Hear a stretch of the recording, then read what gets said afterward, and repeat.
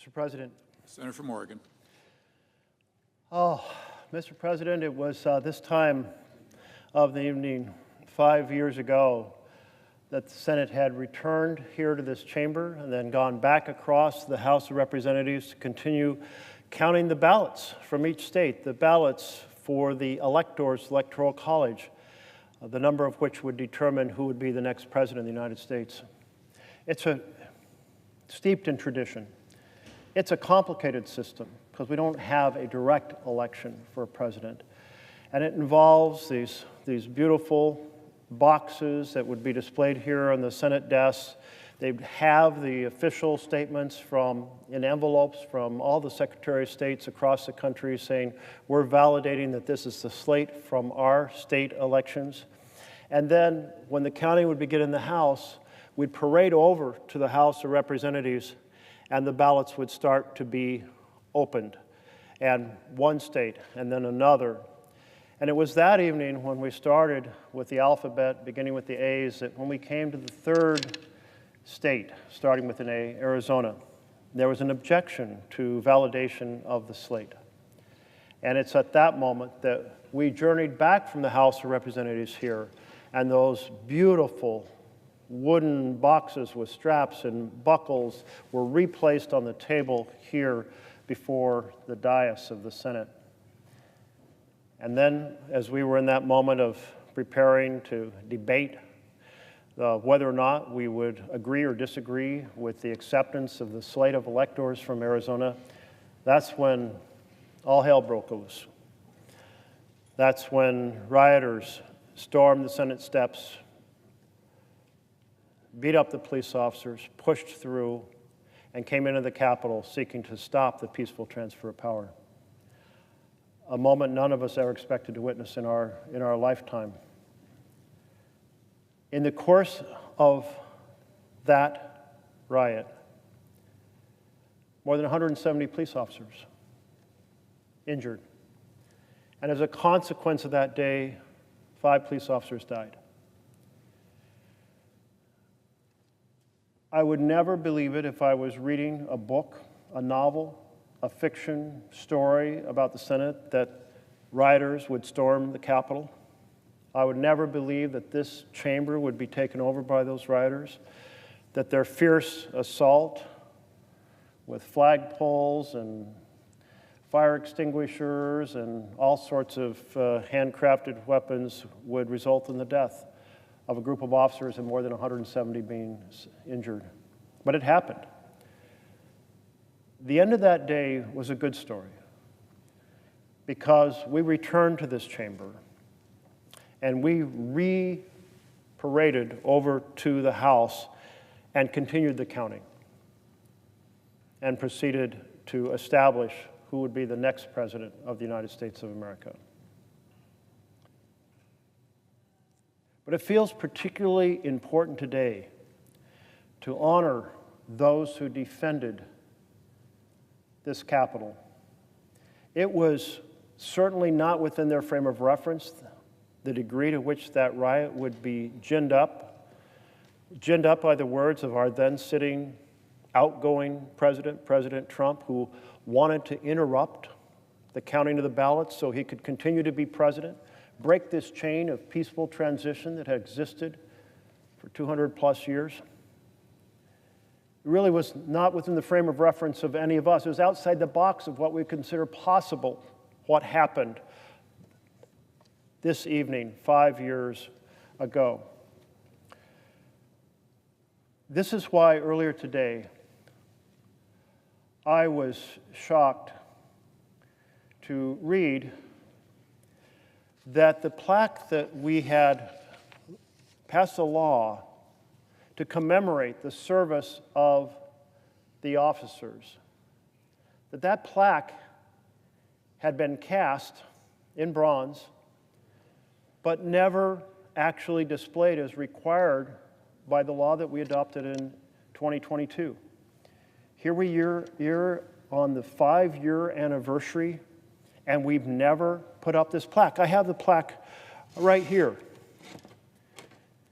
It's incredibly elegant, picture of the Capitol, and it says, On behalf of a grateful Congress, this plaque honors the extraordinary individuals who bravely protected and defended this symbol, the Capitol, this symbol of democracy on January 6, 2021. Their heroism will never be forgotten. And yet this plaque is forgotten. Stuffed into a room out of sight, never mounted. How can that possibly be the case? We passed a law that this would be displayed. So I thought, well, this is the night to fix that. This is the night to come, draft a simple resolution, and say, we here in the Senate, Democrats and Republicans together, want to see this plaque up on a wall.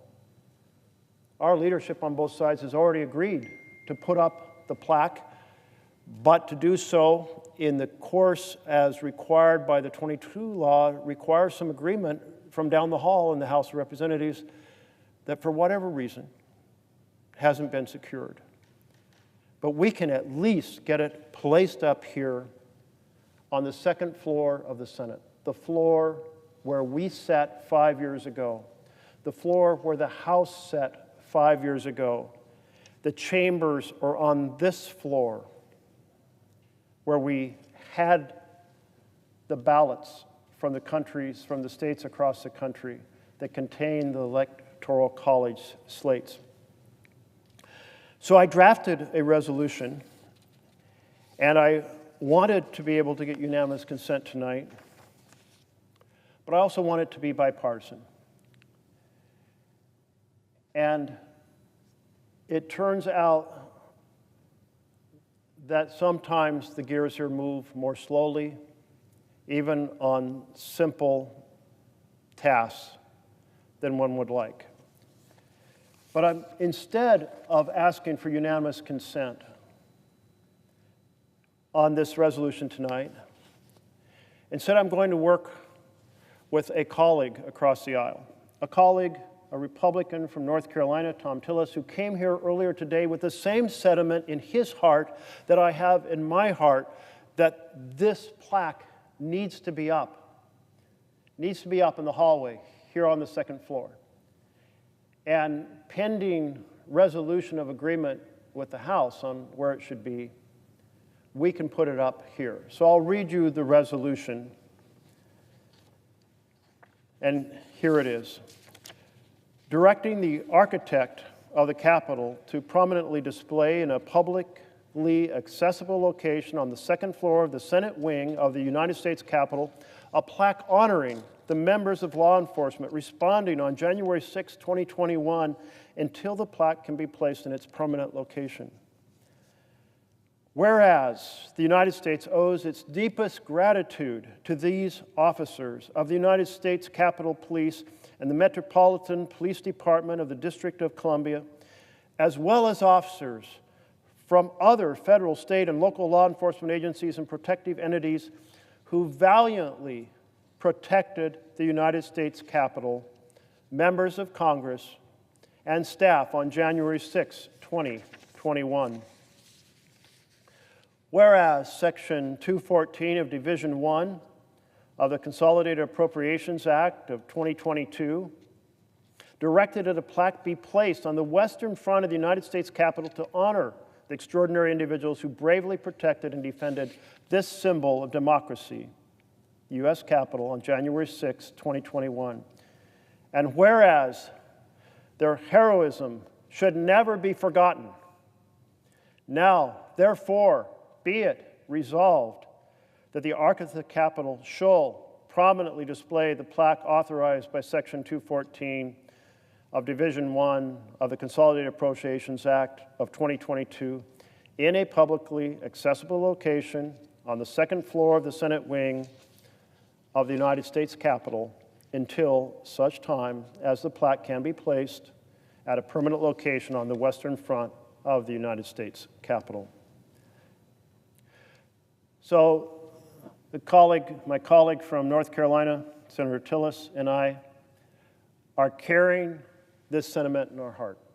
that here on the 5th anniversary, in which so many officers sacrificed so much, sustaining injuries, 5 sustaining deaths as a result of what transpired here, this plaque needs to go up.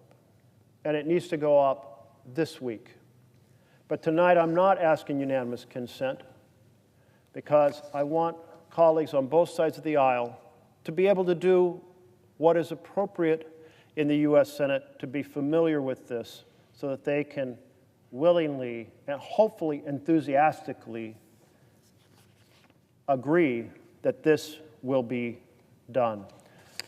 Let not this representation of our appreciation of the sacrifice of the Capitol Police and other police departments, federal, state, and local, that came to the defense of this Capitol, let this symbol of our appreciation not sit stuffed into a back room, but be prominently displayed here on the 2nd floor of the Senate wing of the Capitol, because their heroism must never be forgotten.